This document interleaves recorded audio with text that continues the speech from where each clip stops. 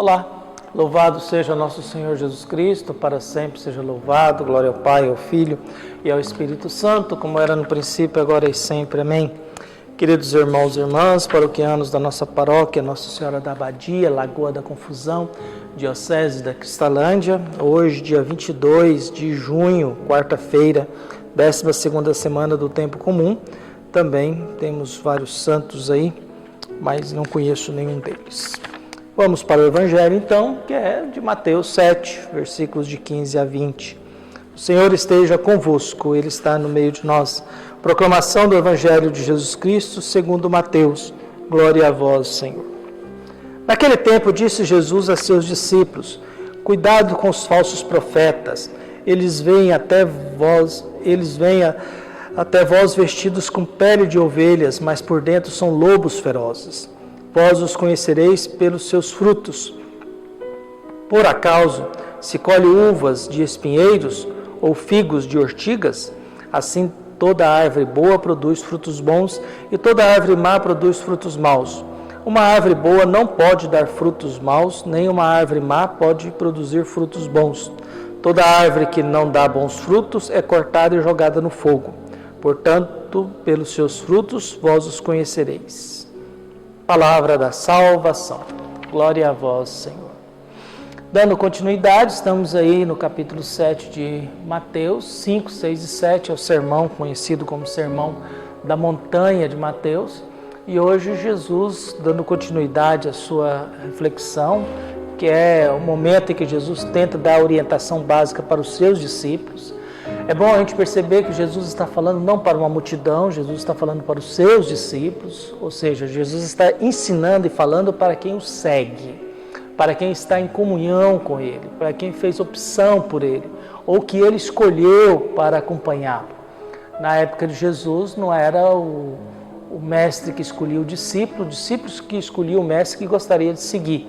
Jesus inverte isso, Jesus que escolhe os seus discípulos. Ele que escolheu cada um e vos designou, ide, e anunciar o Evangelho a todos os povos.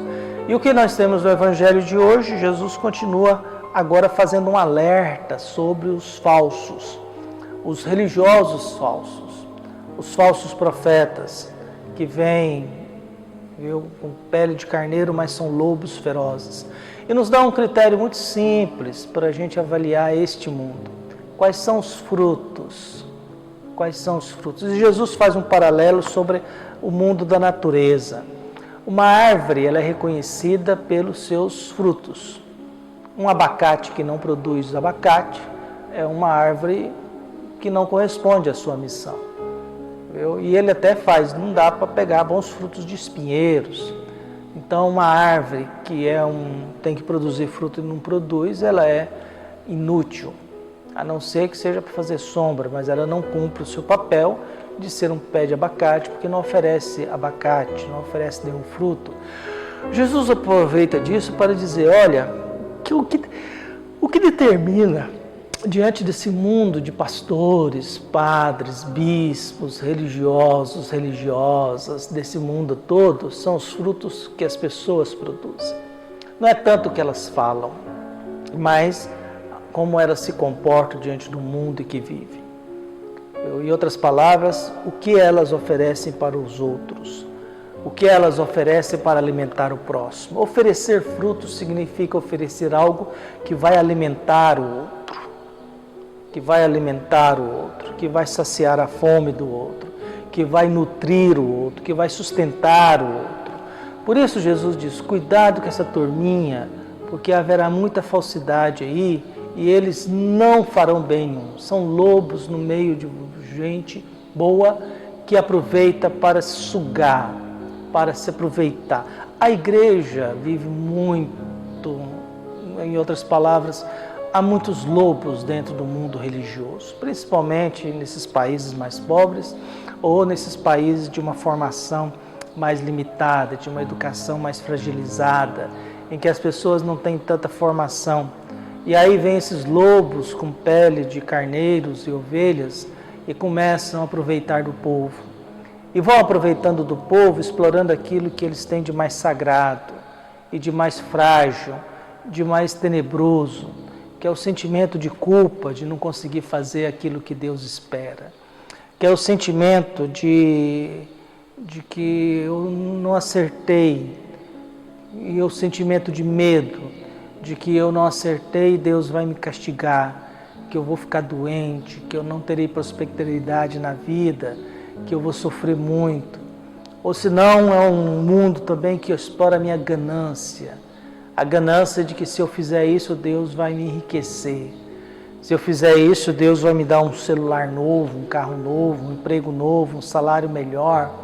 E aí eu vou colocando Deus para me servir aos meus caprichos, servir aos meus interesses, servir aquilo que eu desejo e quero, servir a minha pessoa diante do espaço, da importância que eu quero ser diante desse mundo.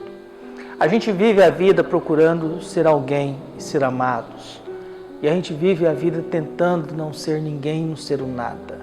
Mas em muitos momentos da vida nós somos um nada, nós não somos um ninguém. Por quê? Porque o mundo é assim. Nós vivemos num mundo de um sistema de capital e de consumo. Há vidas desperdiçadas, e vidas desperdiçadas são vidas que não têm espaço nessa estrutura de consumo e de produção.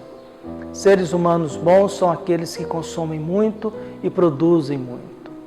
E pela primeira vez, os mais ricos do mundo não são homens que produzem coisas concretas, são homens que produzem ideias.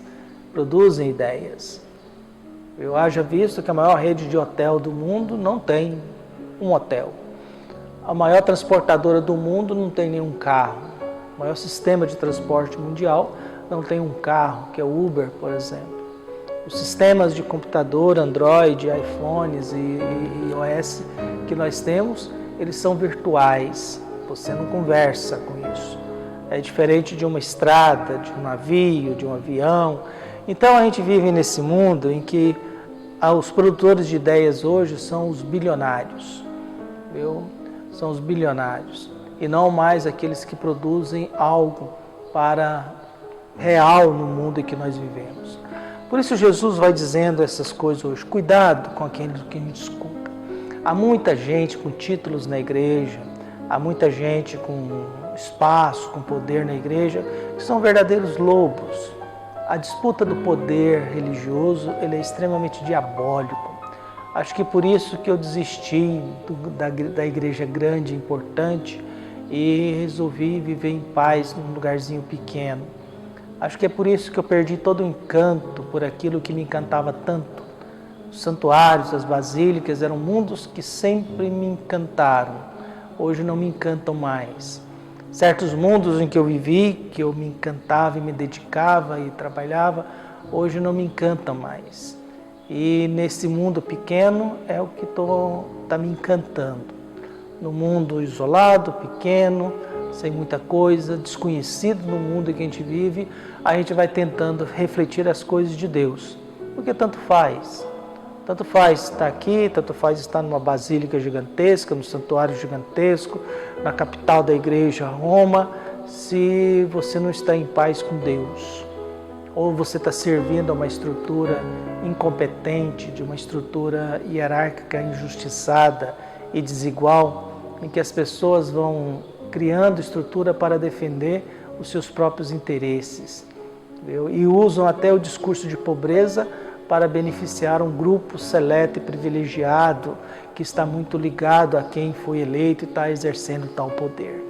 Por isso a minha prece de hoje é que Deus nos ajude a fugir desse tipo de gente. E que nós também não sejamos lobos, mas que a gente possa olhar e sempre se perguntar quais são os frutos que eu ofereço para o mundo em que eu vivo.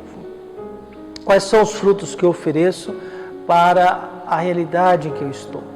Quais são os frutos que eu ofereço para a história da humanidade? E se eu realmente estou sendo uma árvore capaz de oferecer algum fruto bom, ou simplesmente sou mais um estéril, um peso que sempre ofereço nada para o mundo que nós temos, porque eu sempre só estou reivindicando. Vivemos num mundo em que nós temos os direitos humanos, mas a gente não fala nos deveres humanos. Nós temos todos os direitos, mas a gente não fala nos deveres humanos. Por isso que Deus possa iluminar e guiar todos nós, nos abençoar e dar paz. Um abraço e até mais.